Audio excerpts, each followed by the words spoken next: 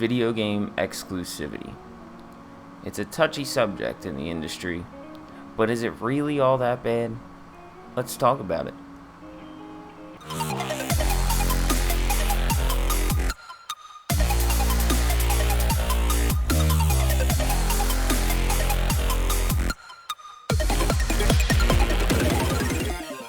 Alright guys, welcome back to Rarity Games. First things first, let me get this out of the way.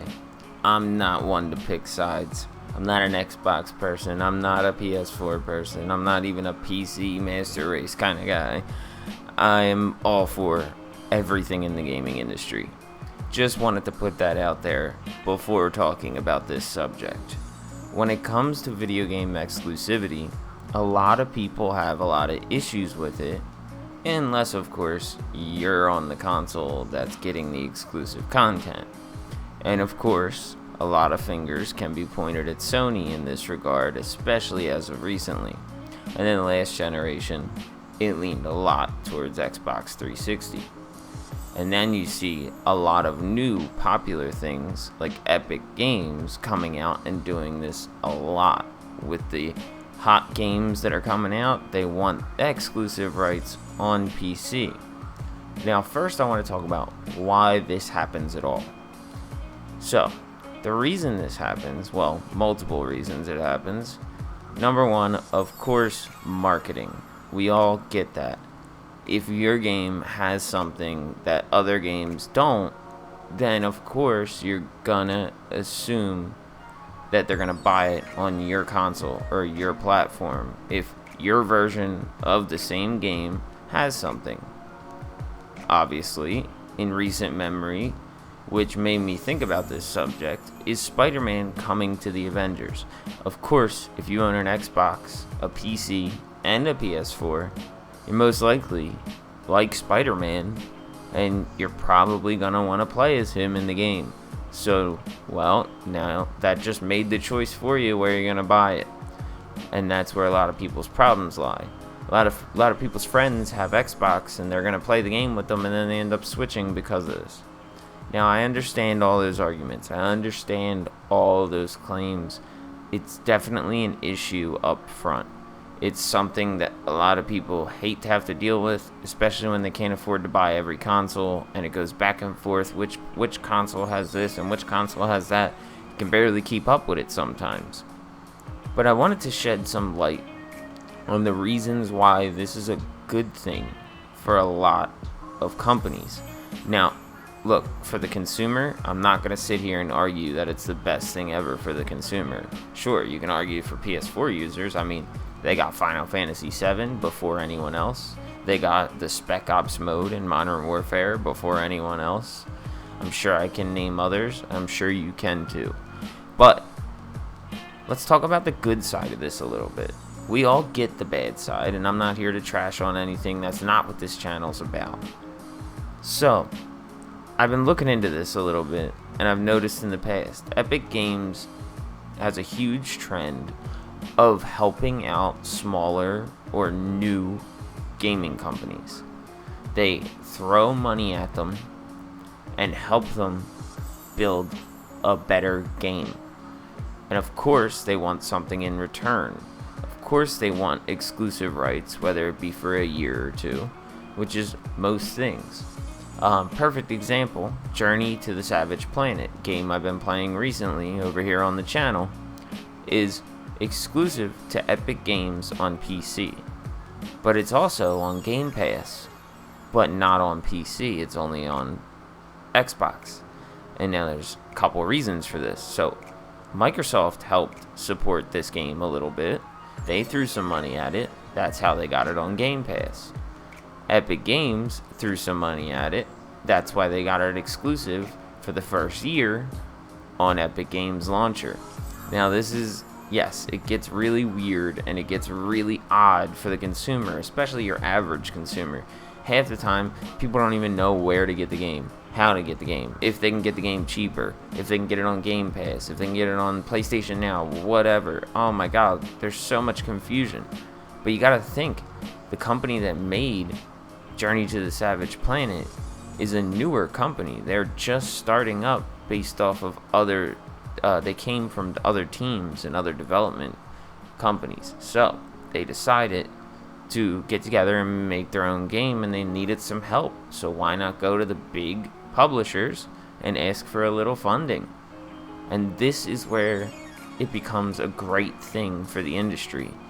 And you could even argue that this is how game prices have stayed down a little bit.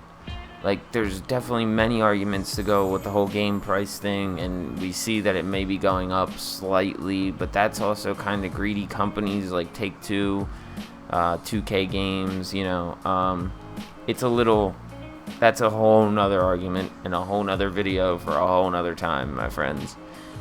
But I would like to kind of get the point across that sometimes this is a good thing. So we look at Sony's deal right now with the Avengers. So we all know that Sony has exclusive rights to Spider-Man. They own the rights for movies. Okay, so they made a deal with Marvel, right? Now, half of this is my personal opinion, half of this is known fact, okay? So they have that right. They sit down with Marvel. They decide, okay, you want our Spider-Man for your movies. We want at least a few games exclusive to the Sony consoles. Alright, cool. We're alright with that. But why not tie in a few extra things? Now, there's a lot of speculation out there about the whole Spider-Verse movies with Venom, and a couple other movies that are coming out in the future, like Black Cat and Morbius, that the MCU will be tying into that. So Sony's making a big power move there by allowing Marvel to get involved with their stuff, but they're also getting involved with Marvel without ever losing the rights to their character, just in case something goes wrong. That's very smart of them. They also put a few things in that fine print where they get to do a few extra things on the side. Now, you can call this a schemey thing, but I'm sure Marvel was well aware, and I think it's the smartest thing Sony could have done. They allowed access to their developers for companies that Marvel is working with. So obviously Square Enix and Sony have a friendship in the past, so they're okay to work together. So people from Santa Monica Studios who worked on God of War went over to help work on Avengers. And that's a whole thing with a part of the deal. It's a give and take scenario. You see that they're getting Spider-Man exclusive. But because of that, Marvel gets access to some of the best developers in the world. Like the creator, like the character animation and like combat creator for Kratos in God of War, he did the combat for Thor in the Avengers game. So you see here how they're given and taken back and forth. You scratch my back, I scratch yours. They want an amazing product. They want this incredible game, and they want it to be tied to Sony, and they want it to be tied to Marvel. Of course, if Marvel had its own way, they would just buy Spider-Man outright. But Sony's smart enough to not want to do that. And I think it's really cool, and it does also kind of suck for some people. Like, it kind of leaves a lot of people in this position where it's like, oh man, I have to buy a PS4 if I want to play these good games. And I get it, and you see Xbox kind of doing the opposite recently, where they're like, okay, Sony's got that in the bag, let's do the opposite of exclusive this and exclusive that, and let's just put our games on Xbox One, Xbox Series X, and Windows 10, and then shit, let's start throwing some games at Nintendo. Cuphead just released on PS4. That's a prime example of all of this. So you get timed exclusives, you get like companies that just say screw it sometimes, let's put it everywhere. And I'm sure Sony might start adopting that model in the future once this exclusivity thing starts to either become too much of a problem or people stop caring about it. But for now, it seems to be making sense for them, and it seems to be working. But you see companies like Epic Games and Sony both doing the right thing. They're helping out a lot of companies in the end. It's all behind the scenes stuff. Like, Sony's doing this big indie initiative, but of course a lot of those indies are going to be exclusive to PlayStation. They're going to be like tied down to one console. Fortunately, it's the best selling console right now, so these companies won't get completely screwed over and they won't lose out on sales. But you see, like, they're helping, but they're still a business. And same goes for Epic Games. There's so many games on the Epic Games Store launcher that have been funded by that big Fortnite bag of money. They're just throwing it at people and saying, hey, I got you. We need your game for a little while. Bring it on over here and I'll chuck you a couple $100,000 to help develop your game. Like, I think that's really cool. And I also think that that could be a big part of the reason those behind the scenes things that most of us don't really talk about or know about, I think that's a big part of this. So the reason I was bringing this up, there's two reasons. Obviously the one I mentioned, and then recently there was an article written, and the original source was Imran Khan of Kinda Funny Games. He stated in an article I read that he heard through the grapevine and knows personally that Sony has personally talked to almost every third-party development company out there to try to get some kind of exclusive rights to the games that are coming out on every console. Now, that's very interesting to me. A little on the greedy side, maybe. But I think that's their card to play right now, and they know it, and they're going to keep rolling with it. You know, you can feel how you want about what I just said. I personally think it's a good move for Sony.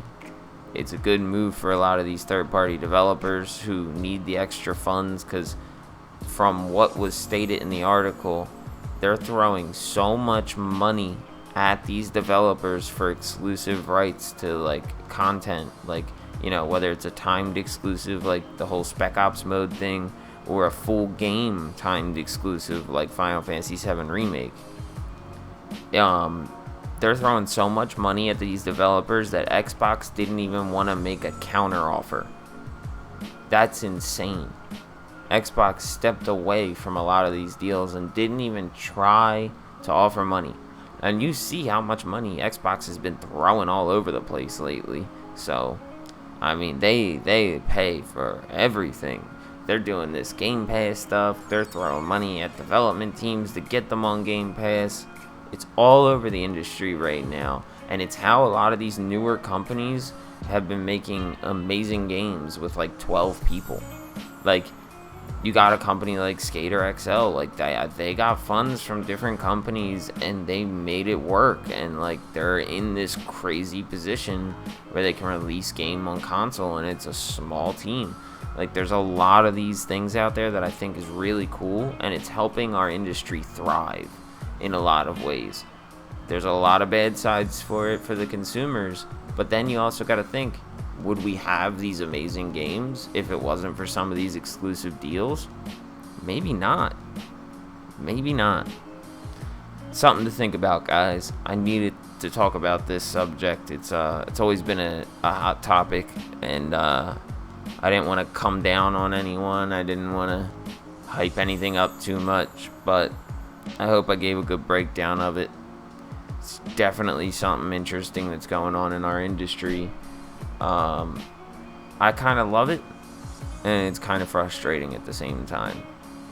But honestly, like, if they're doing whatever it takes to get new games out there, to help new development companies get on their feet, to maybe even help game prices stay down by funding these games. Like, you could see, like, if say Sony doesn't step in, right, to help, how are these people going to pay their developers? They're going to make the game a little more expensive. Instead of it being a cheap $20 indie game, it might be a $40 indie game, because they ran all the way out of budget, and it might be unfinished when it releases, and they might need to take every penny they can get to pay their developers to be able to keep working on the game. That sucks. And I've seen Epic Games do this in the past where they've taken a lot of these companies, pulled them from the ground up, and they nailed it. You have full finished games coming out. It's been a new trend to make sure that your game is fucking finished before it launches. And I think companies like Microsoft, Sony, and Epic Games, their competition is feeding the industry. Thanks for watching, guys. I really appreciate it. Go check us out on Twitch. If you're hanging out over there once in a while, or Rarity_TV, hit affiliate recently. We'd love for you guys to stop by and check out some of our live streams. Check out some of our other videos if you enjoyed it. Drop a like, subscribe. I appreciate all you guys. Peace out and keep on gaming.